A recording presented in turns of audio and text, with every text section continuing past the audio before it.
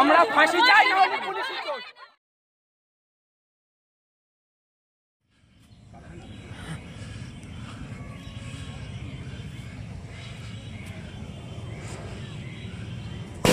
চল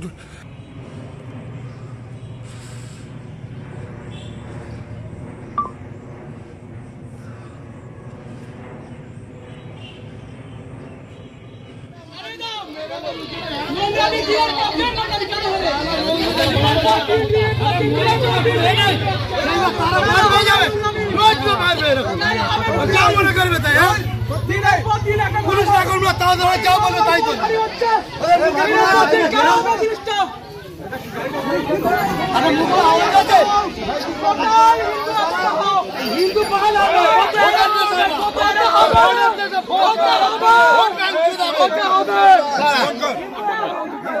দেখুন, সারা বাংলা জুড়ে মমতা বন্দ্যোপাধ্যায় তৃণমূল কংগ্রেসের রাজত্বতে হিন্দুদেরকে শুধু মারার জন্য প্ল্যান করা হয়।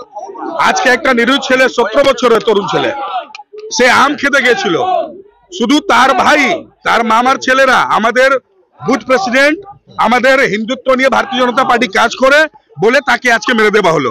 ওর অপরাধ এটাই হচ্ছে যে আম খেতে গেছিল আর তার ভাই ভারতীয় জনতা পার্টি কার্যকর্তা। এই সোমেন আমাদের অনেক পুরনো আমাদের কার্যকর্তা, সে তার ভাইতে এসেছিল, তার এখানে তার মামা মারা গেছেন, তার শ্রাদ্ধ ছিল, সেই শ্রাদ্ধ এসেছিল আর আম খেতে গিয়ে মারা গেল। কেন? টার্গেট হচ্ছে অনলি ফর ওয়ান, যে সোমেন ভারতীয় জনতা পার্টি করে এবং সেই ছেলে সুদীপ্ত পণ্ডিতের ভুল হচ্ছে যে হিন্দু সে ঘরে ছেলে।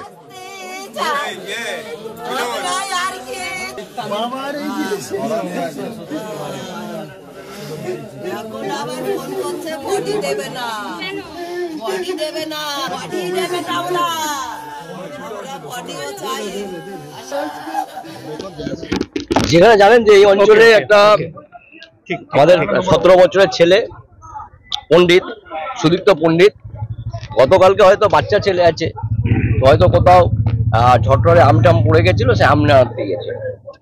আম বাগানের যিনি লিজ নিয়েছেন ফুরাদ মন্ডল, সে এত নৃশংসভাবে তাকে মেরেছে এবং এখন শুনছি যে গলা টিপে পর্যন্ত মেরেছে, যা শোনা যাচ্ছে ওনার পরিবারের পক্ষ থেকে লাঞ্চ পেতে গেছে।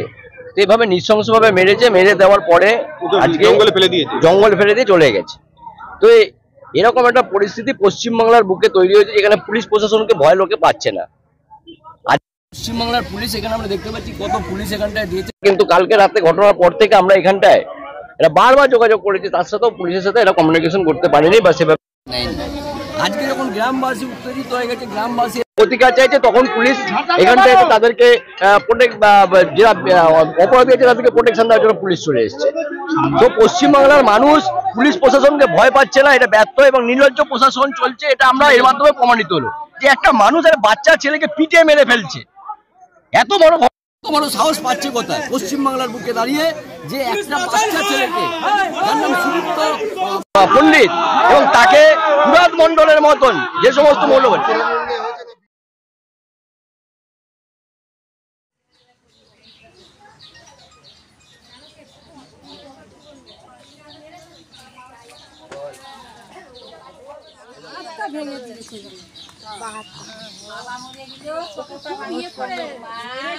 এসব বাইরে ছিল, ভালোই ছিল, বাইরে দিয়ে আসলো, মামা মারা গেছে শুনে আসছে, নিজেই মরে গেল। বলছি পুলিশটা মামা বাড়িতে, আচ্ছা, মামা বোধহয় তো রোববারে কাজ, শ্রাদ্ধকান্তি রোববারে, তো মামা বাড়িতে গেছে। মামা বাড়িতে ওরা মামি বলছি থাক তাহলে এখানে, একবারে কাজ মিটিয়ে। কালকে 3:30টার সময় দুটো বন্ধু বান্ধব ডেকে নিয়ে গেছে আম পাড়ার জন্য। আচ্ছা, আম পাড়তে গিয়ে এবার যে আম বাগানে পাহারা দিচ্ছিল ধাওয়া করে, ওই দুটো পালিয়ে গেছে, একে পুরো পিটিয়ে মেরেই ফেলেছে। কারা মারলো? কারা? ওই লোকটাই। কেন মারলো? কেন, কি কারণ? আম পাড়া নিয়ে, শুধু আম পাড়ার জন্য? হ্যাঁ। কি চাইছেন আপনারা? বিচার চাইছি আর কি, যাও মারার বদলা মার আর কি। কি করে কি ও? বললাম তো সেন্টারিংয়ের কাজে গেছিল বাইরে। আচ্ছা, আপনার নাম? আমার নাম সমীর দাস। কে হন আপনি? পাশে প্রতিবেশী।